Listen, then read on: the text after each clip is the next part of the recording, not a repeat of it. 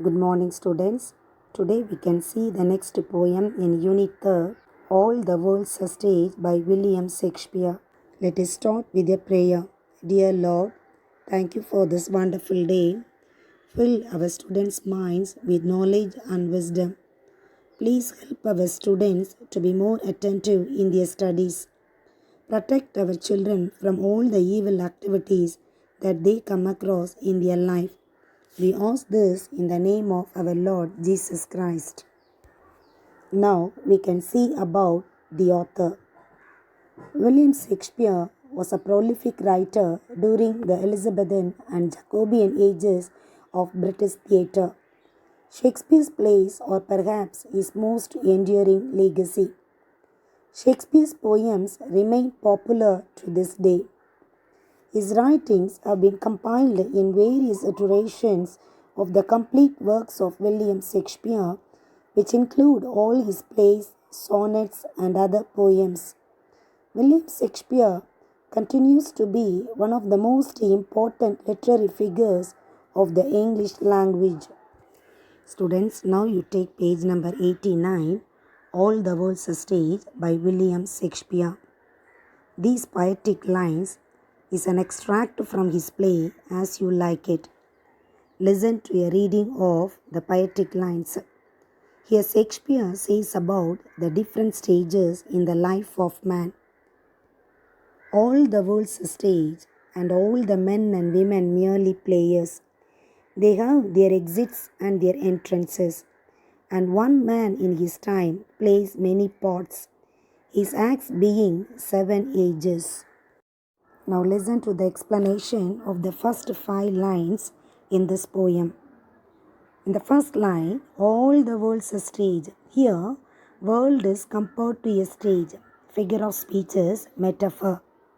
In the second line, all the men and women merely players. Players, they are the actors on the stage. Third line, exits and entrances. Exits means going out. Entrances, coming in. Man enters into the world by birth, that is entrances. Man leave out of the world by death, that is exits. Exits refers to death and entrances refers to birth.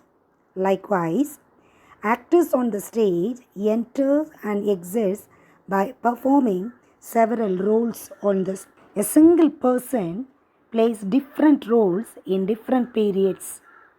Based on his age, man performs 7 roles during his lifetime. Come to the next 2 lines. At first, the infant, mewling and puking in the nurse's arms. Infant means newborn baby. Mewling means making a small weak noise like a cat. Puking means vomiting. Here nurse's arms means a nurse or the mother who holds the baby. So here we can see the first stage, infancy. Infancy is the first stage. The infant makes a weak noise like a cat. Very often he vomits while he is in the arms of the nurse or the mother. We can see the next 3 lines. Then the winning schoolboy with his satchel and shining morning face, creeping like snail unwillingly to school. Here winning means expression of unhappiness. Satchel, a shoulder bag. Creeping means walking very slowly.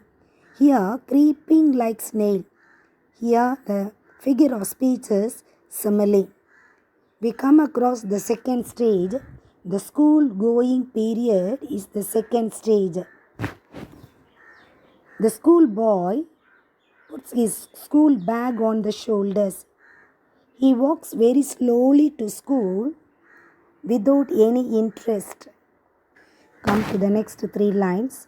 And then the lover, shying like furnace, with the awful ballad made to his mistress's eyebrow. Awful sad songs or sorrowful songs. The next role is the part of a lover. The lover longs for the love of his lady love, as it is unrequited, because the lover doesn't show any love in return. He becomes sorrowful. He sighs like a furnace and sings sad songs in praise of the beauty of his lady love. Come to the next 5 lines. Then a soldier, full of strange oaths and bearded like the part, jealous in honor, sudden and quick in quarrel, seeking the bubble reputation even in the cannon's mouth. Here, oaths means promises. Satyam pandrathu. Bearded, thodi. Bearded like the part means leopard. Jealous in honor, they wanted to maintain honor. Sudden and quick in quarrel. Quarrel means disputes or arguments. Seeking the bubble reputation. Seeking means looking for. Bubble reputation. Reputation means fame, புகழ், அழிந்து போகக்கூடிய புகழுக்காக. Even in the cannon's mouth. Cannon means large mounted gun. You can see the next 4 lines. And then the justice in fair round belly with good capon line, with eyes severe and beard of formal cut, full of wise sauce and modern instances, and so he plays his part. Here, the fourth role is the judge role. Justice, someone very respected. He wants to become a good judge of things. Capon lined means by eating good chicken, his belly became lined with fat. Eyes severe. Severe means looking severely, looking seriously. And beard a formal cut. Formal cut, it is the customary cut. Full of wise sauce. Sauce means sayings. Modern instances. Giving examples from day-to-day happenings.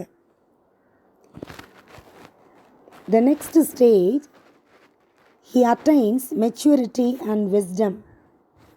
He becomes a fair judge of men and matters.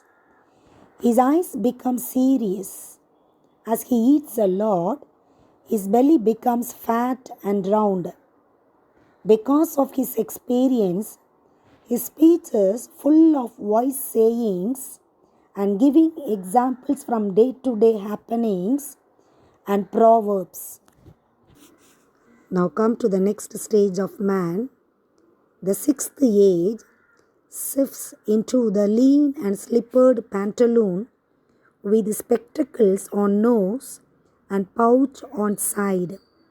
His youthful horse, well saved, a world too wide for his shrunk shank, and his big manly voice, turning again towards childish treble pipes and whistles in his sound. Lean and slippered pantaloon, wearing loose footwear and long trousers or pants. Pouch means a small bag for carrying money. Hose, tight-fitting clothes. A world too wide, the world becomes too big for the old man. Shank, the narrow leg of a man. Shrunk, reduced in size. Manly voice, majestic voice. Treble means a high-pitched voice. Pipes and whistles. While speaking, the old man makes wheezy sounds. Now, the next row is the old man's stage. In this stage, man becomes lean and thin. He wears slippers and loose pants. His eyesight grows dim. So he wears spectacles on the nose. He carries a bag across his shoulders. His legs too become thin and lean. The clothes which were tight in his youth become loose. The world seems very broad to the old man. He hesitates to walk with his thin legs.